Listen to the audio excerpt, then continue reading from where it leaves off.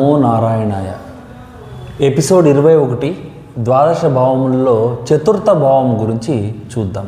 దీన్ని మాతృభావం అని కూడా అంటారు, అంటే తల్లి స్థానం అంటారు. చతుర్థము తల్లి, చతుర్థ భావం అనేది తల్లి స్థానం అంటాం. అంటే తల్లి ఆయుష్ను పెంచేది, తల్లితో రిలేషన్ చెప్తుంది. శుభగ్రహం ఉంటే తల్లి ఆయుష్ను కూడా పెంచుతుంది అన్నమాట. అంటే కొడుకు జాతకంలో కానీ కూతురు జాతకంలో కానీ చతుర్థంలో శుభగ్రహం ఉంటే వాళ్ళ యొక్క తల్లి ఆయుష్ కూడా పెరుగుతుందన్నమాట దీనివల్ల. సరే చూద్దాం. ఇక్కడ ఒక శుభగ్రహం ఉండుట జాతకుని పూర్వజన్మ సుకృతం అనవలేను. అంటే చతుర్థంలో ఒక శుభగ్రహం, ఇప్పుడు ఏ లగ్నం తీసుకున్నాము? కర్కాటక లగ్నం తీసుకున్నాం. కర్కాటక లగ్నానికి శుభులు వచ్చేసి చంద్ర, గురు, కుజ, కేతువులు శుభులు. అశుభులు వచ్చేసి సూర్య, శని, శుక్ర, రాహు, బుధులు అశుభులు అవుతారనమాట.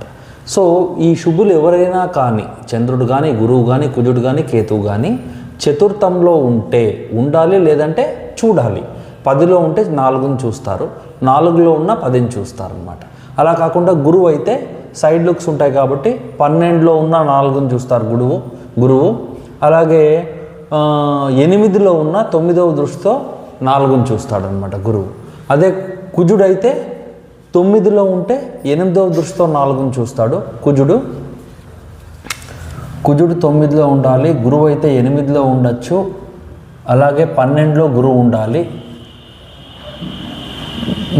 కుజుడు 4వ దృష్టితో కూడా చూస్తాడు కాబట్టి లగ్నంలో కుజుడు ఉంటే 4ని చూస్తాడు.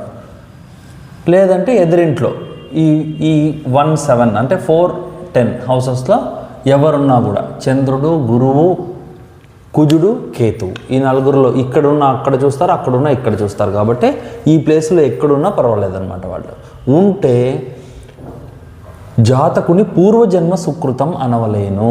ఇలా ఉండడం అనేది 4th హౌస్లో శుభగ్రహం ఉండడం అనేది 1 ఉంటే మంచిది, 2 ఉంటే ఇంకా మంచిది, 3 ఉంటే ఇంకా మంచిది అనమాట. ఉండడం అనేది పోయిన జన్మలో, ముందు జన్మలో ఎంతో పుణ్యం చేసుకుంటే తప్ప ఇలాంటి పరిస్థితి రాదన్నమాట. ఎందుకు? సకల వస్తువులు ఉండు చోటు, పండు చోటు. 4 ఇల్లు, గృహం గురించి చెప్తుంది తల్లి గురించి. అలాగే గృహం, ఇల్లు గురించి కూడా చెప్తుంది. అంటే ఇంట్లో ఫెసిలిటీస్, ఇంట్లో అన్ని అనుకూలాలు, అన్ని వసతులు ఇల్లు గురించి చెప్తుంది అనమాట. అన్ని వస్తువులు ఉండు చోటు. చతుర్థమును బ్రహ్మస్థానము అందరు. ఇది చాలాసార్లు చెప్పుకున్నాం. చతుర్థ బ్రహ్మస్థానము, 10 విష్ణు స్థానం అనమాట. స్థాపిత నిర్మాణమును స్థానం అందరు.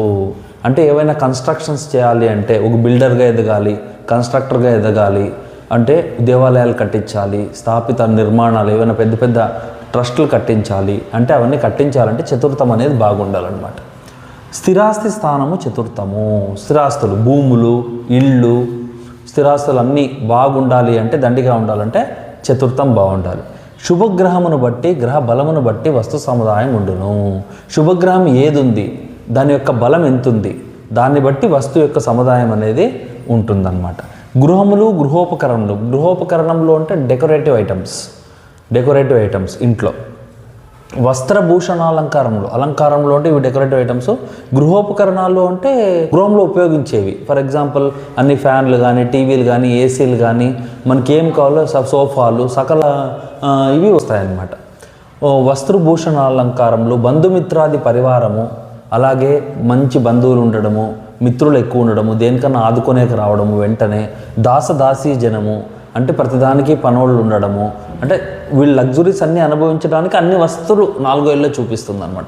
ధన కనక వస్తు సముదాయములు, మంచి డబ్బు, కనకం, బంగారు. అంటే వాళ్ళకి కారకత్వాలు ఉంటాయి.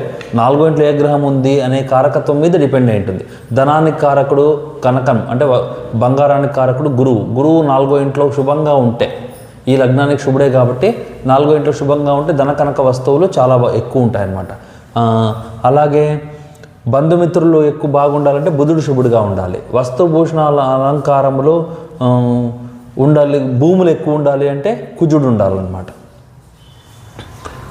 అలాగే భూములు, జలాశయములు ఎక్కువ ఉండాలి అంటే చంద్రుడు ఉండాలి. చంద్రుడు నీటికి కారకుడు కాబట్టి. బావులు, వనములు, స్వజాతీయులు అంటే సేమ్ ఒకే జాతి అంటే బంధువులు అవుతారు. దీన్ని కూడా స్వజాతీయులు, సేమ్ క్యాస్ట్ వస్తుంది. పశువృద్ధి, జనవృద్ధి, ధాన్యవృద్ధి, క్షీరవృద్ధి దండిగా కల్పించును. ఇవన్నీ వస్తాయి. అంటే ఒక్కొక్క ఏ గ్రహం ఉంది అనేది గ్రహకారకత్వాల్లో చదువుకుంటామో ఆ గ్రహాన్ని బట్టి దీంట్లో బెనిఫిట్స్ ఏవో కొన్ని వస్తూ ఉంటాయన్నమాట. విశ్వాసపాత్రులకు బంధుమిత్రులను కల్పించును. నమ్మిన బంధుమిత్రులు ఉంటారనమాట, నమ్మకస్తులు ఉంటారు. మాతృప్రీతిని కల్పించి తల్లిని చాలా కాలం బ్రతికింప చేయును. 4th హౌస్లో శుభగ్రహం ఉంది అంటే తల్లి ఆయుష్ని పెంచిన వాడు అవుతాడనమాట ఆ జాతకుడు. మంచి కార్యములకు ప్రయాణములు చేయించును. ఏదైనా మంచి పనుల కోసం ముందుకు పోతాడో అవి సక్సెస్ కూడా అవుతాయన్నమాట. సర్వ సౌఖ్యములు చేకూరును. అన్ని సుఖాలు పొందుతాడనమాట. కీర్తి గౌరవములు పెంచును.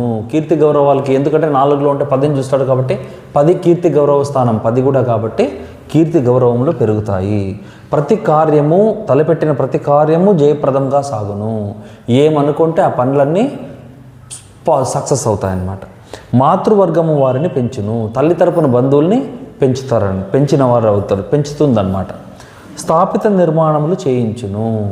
కన్స్ట్రక్షన్స్ నిర్మాణములు జరుగుతాయి, స్థాపించేవన్నమాట. అంటే చాలా రోజులు ఏళ్ల కాలం అనేవి ఉండిపోతాయన్నమాట. క్రిమికీటకాల బాధ ఉండదు. అంటే చతుర్థంలో శుభగ్రహం ఉంటే ఒకవేళ రాహు అశుభుడిగా ఉంటే క్రిమికీటకాలు ఇంట్లో ఉంటాయన్నమాట. చెదలు ఉండడము, సర్పాలు ఎప్పుడూ కనిపిస్తూ ఉండడము, తేళ్ళు జర్రలు కనిపిస్తూ, విషపురుగులు కనిపిస్తూ ఉండడం ఎక్కువ మంది కనిపిస్తూ ఉంటాయి. అలా కనిపించాలంటే రాహు కారకుడు. ఒకవేళ రాహువు చతుర్థంలో అశుభుడిగా ఉంటే అంటే 10లో ఉండి చతుర్థాన్ని చూసినా, చతుర్థంలో ఉండి 10ని చూసినా కూడా రాహువు అశుభుడిగా అంటే గురుపాలిత లగ్నాలకు ఆయన అశుభుడు అవుతాడు. అశుభుడిగా ఉంటే రాహువు ఏమవుతుంది, ఈ క్రిమికీటకాల బాధలు ఉంటాయన్నమాట. ఎప్పుడు క్రిమికీటకాలు కనిపించేది, ఏమైనా పురుగులు కరిచేది, ఇలాంటివన్నీ ఛాన్సెస్ ఉంటాయి. తేలు పాము కాటుతో చనిపోయేది కూడా ఉంటాయన్నమాట. అది రాహు కారకుడు అవుతాడు. అంటే చతుర్థంలో శుభగ్రహం ఉంది అంటే ఇలాంటి బాధ ఉండదు. నిధి నిక్షేపములు దొరుకును. గృహప్రవేశములు కల్పించును. గృహప్రవేశాల కారకుడు గురువు అన్నమాట. వసతి గృహములు కట్టించును. గెస్ట్ హౌసెస్ అంటాం వసతి గృహములు అంటే. ప్రవాహ సమీప భూములు లభించును. అంటే నీళ్లు పారుతూ ఉన్న పక్కన భూములు అనేవి లభిస్తాయన్నమాట. వీరెండిటికి చంద్రుడు కారకుడు. పుస్తక భాండాకారము సృష్టించును. లైబ్రరీస్, ఇంట్లో లైబ్రరీస్ అనేవి ఉంటాయన్నమాట. దానికి గురువు కారకుడు. పండితుల, గాయకుల, విద్యాధికుల, గౌరవనీయుల, ఉద్యోగుల మిత్రత్వం కల్పించును. వీళ్ళందరిది ఎవరైతే పండితులు, గాయకులు, అఫిషియల్స్ అంటారు, చదువుకున్నవారు, వాళ్ళ యొక్క మిత్రత్వం అనేది కలుగుతుందన్నమాట. గుర్రములు, ఏనుగులు, కుక్కలు మొదలైనవి వృద్ధి చేయును. గుర్రాలు ఆ కాలంలో రాజుల కాలంలో ఉన్నట్టు రాసిండేవి కాబట్టి రాజుకు కనుక ఇలా ఇది ఉంది అంటే 4వ ఇంట్లో ఎక్కువ గుర్రాలు ఉంటాయి, ఎక్కువ ఏనుగులు ఉంటాయి. గుర్రాలకు కారకుడు శుక్రుడు, కుక్కలకు కారకుడు కుజుడు అనమాట. అలాగే ఏనుగులు ఉంటాయి. శుభకార్యములు, వేదహిత కార్యములు అంటే మంచి పుణ్యకార్యాలు వేదంతో కూడా అంటే హోమాలు, వ్రతాలు గృహంలో చేయించును. చిన్న వాళ్ళైతే హోమాలు, వ్రతాలు చేయిస్తారు. అదే రాజులు, మహారాజులు అయితే యజ్ఞయాగాది క్రతువులు కూడా నిర్వహిస్తారనమాట. శయన గృహము, శయన వస్తు సంపద మితిమీరి ఉండును. శుక్రుడు కారకుడు శయన మందిరానికి. సో శయన గృహము బాగుంటుంది. వస్తు సంపద బెడ్స్, 4-5 బెడ్స్, మంచాలు ఉండడము ఇలా ఎక్కువ ఉండదు. వస్తు సంపద ఎక్కువ ఉంటుంది అనమాట. వైభవ గృహములు కట్టించును. వైభవంగా అంటే డెకరేటివ్ హౌసెస్, చూడ్డానికి లగ్జరీ హౌసెస్ కట్టిస్తారనమాట. దేవతార మందిర నిర్మాణములు చేయించును. గురువు కారకుడు దేవతా మందిరాలకు. అలాగే ధర్మసత్రాలు, చావిళ్ళు, ధర్మబావుళ్ళు కల్పించి కీర్తి గౌరవములతో వైభవోపేతముగా జీవించును. మంచి పేరు వస్తుందన్నమాట.